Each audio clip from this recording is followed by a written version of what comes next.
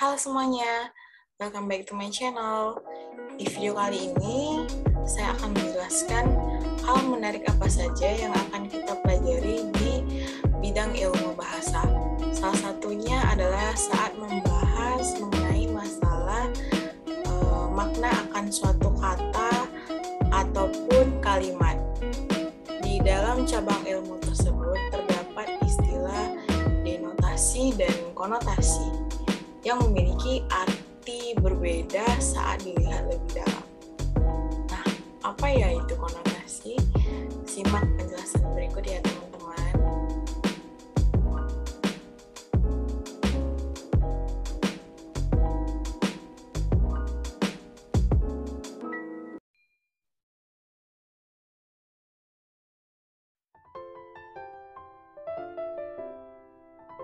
Nah, makna denotasi itu berarti makna yang sesungguhnya, makna yang jelas terlihat. Nah, makna denotasi ini tidak menerjemahkan suatu frasa menjadi kiasan. Contohnya ketika kita menyebut meja hijau. Nah, yang dimaksudkan di sini berarti sebuah meja yang berwarna hijau. Atau ketika kita menyebutkan tangan kanan, yang dimaksudkan di sini bagian anggota tubuh manusia berupa tangan yang terdapat pada sisi sebelah kanan. Nah, kemudian makna konotasi berarti makna yang tidak sesungguhnya, makna yang tidak jelas terlihat.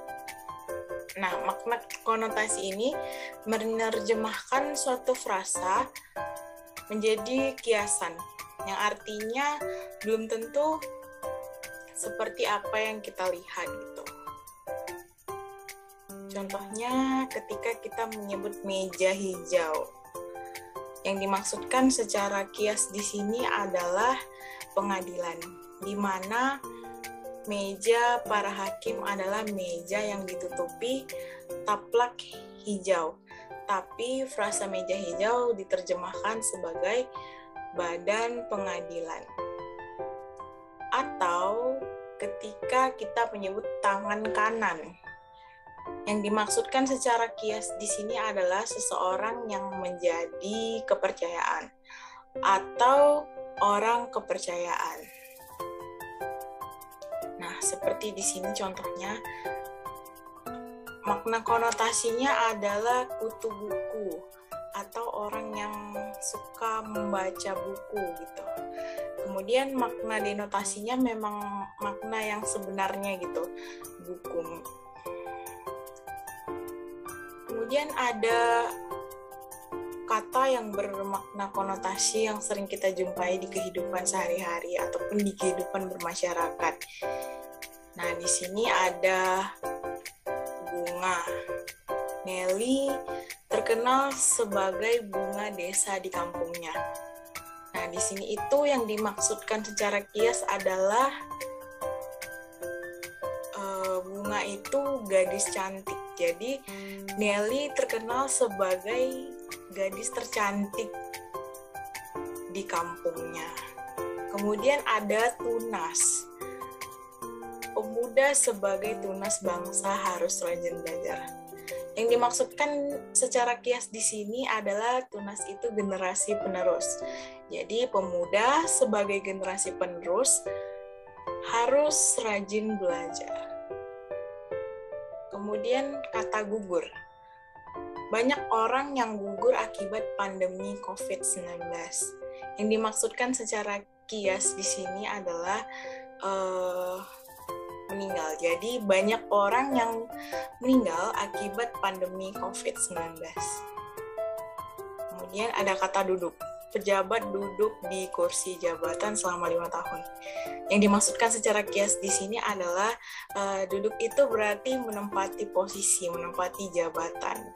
Jadi pejabat itu menempati jabatannya selama 5 tahun. Kemudian ada kata gigi. Semua penonton tidak menduga bahwa Persija unjuk gigi di babak final. Yang dimaksudkan secara kias di sini adalah unjuk gigi, berarti menunjukkan kemampuannya.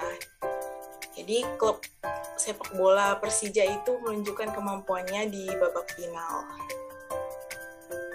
Kemudian ada kata bermakna konotasi menurut pendapat pribadi. Nah, di sini ada kata abadi. Abadi itu dimaksudkan secara kias adalah kekal. Jadi tidak ada kehidupan yang kekal ataupun abadi di dunia ini gitu. Kemudian ada kata bahari. Yang dimaksudkan di sini adalah laut. Jadi untuk memperindah kata itu kita ganti menjadi bahari, makna kiasnya gitu.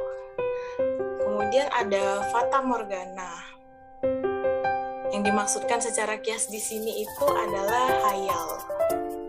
Kemudian ada citra, di mana citra itu adalah bayangan ataupun gambaran yang ditimbulkan oleh sebuah kata, frasa atau kalimat yang merupakan unsur dasar yang khas dalam karya prosa dan puisi.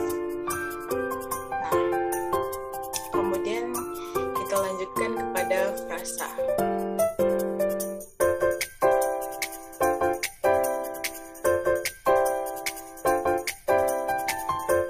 Banyak dari kita sendiri mungkin berekspektasi bahwa pelajaran bahasa Indonesia itu bakal mudah dipahami dan dimengerti.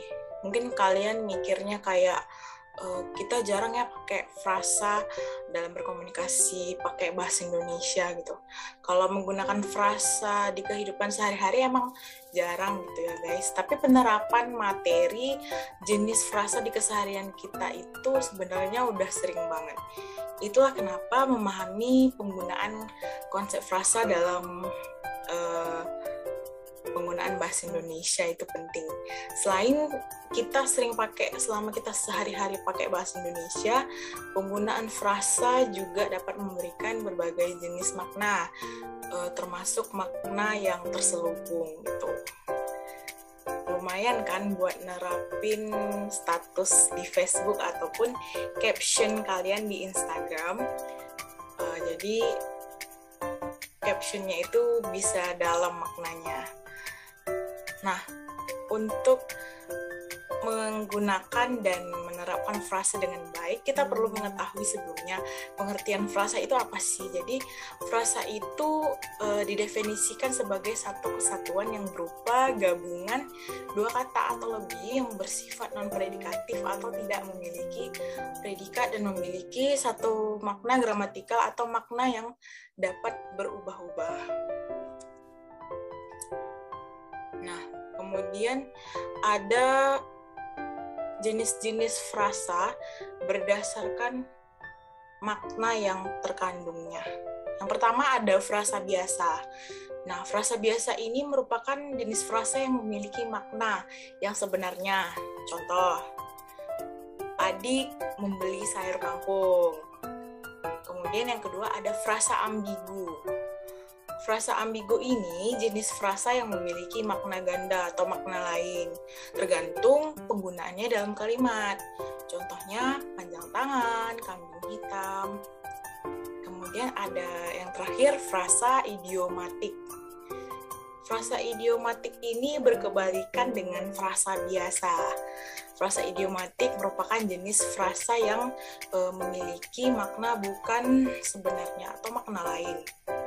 Contohnya, bisa pulang ke kampung halamannya. Kemudian, Ani menjadi buah bibir di kelasnya. Nah, yang ini merupakan contoh dari frase yang bisa kita temukan di kehidupan masyarakat. Yang pertama itu ada kelinci percobaan, yang bermaknakan bahan percobaan gitu. Kemudian ada kuda hitam. Kuda hitam di sini bermaknakan tidak dipandang sebagai tim yang kuat, tapi prestasinya itu bisa mengejutkan gitu. Kemudian ada kulit badak. Kulit badak ini tidak tahu malu. Nah, kemudian ada lintah darat. Lintah darat di sini rentenir, tuh. Orang yang suka meminjamkan uang dengan bunga yang tinggi. Kemudian ada macan ompong. Wah, macan ompong tampak kuat dan galak, tetapi sebenarnya tidak bertenaga dan jinak. Tuh. Kemudian ada frase menurut pendapat pribadi. Cakap angin, maknanya omong kosong. Jemput bola, proaktif dalam menyelesaikan masalah. Tebal telinga, maknanya tidak mau menerima nasihat. Kemudian ada pil pahit, kekecewaan atau kepahitan hidup. Kemudian lurus hati, yaitu maknanya adalah jujur.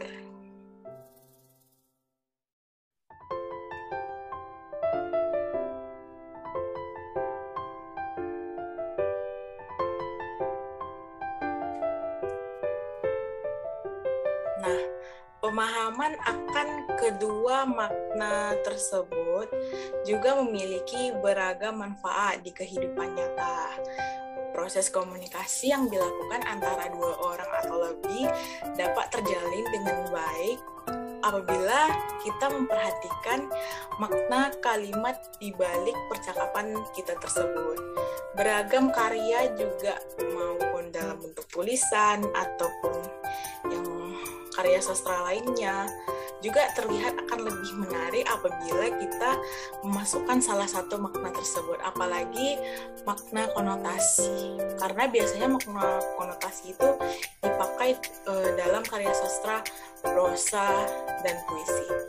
Demikian penjelasan dari saya. Apabila ada kesalahan, mohon dimaafkan. Terima kasih.